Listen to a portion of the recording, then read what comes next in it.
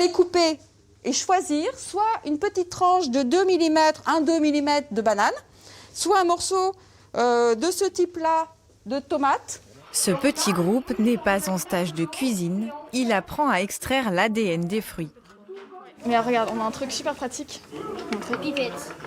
Et ouais, vas-y, je te laisse prélever. C'est un peu difficile de faire correctement les choses. Pourquoi ?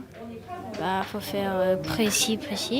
Après avoir ajouté une pincée de sel et quelques gouttes de liquide vaisselle, ces chercheurs d'un jour voient apparaître le résultat. Ce qui est un petit peu granuleux, qui flotte, qui floconne, ça c'est l'ADN. Ces manipulations, c'est toujours abstrait en fait, donc voir le résultat concret d'une réaction chimique, c'est intéressant. Si l'ADN est une notion abstraite pour le grand public, il n'a plus de secret pour cette chercheuse de l'INRA. C'est un laboratoire de biologie moléculaire où en fait on analyse justement le contenu en ADN et la présence de certains gènes spécifiques qui sont marqueurs de certains caractères que l'on recherche notamment sur les arbres.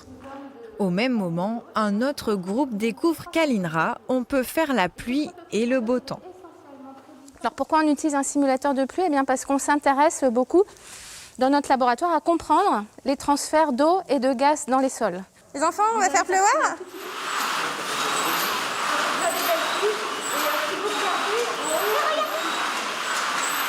C'était bizarre de voir de la pluie tomber exprès dans un bâtiment.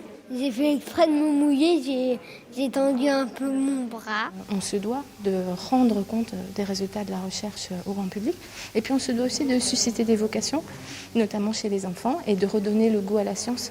Les chercheurs ont pu partager leur passion avec plus de 400 visiteurs sur tout le week-end.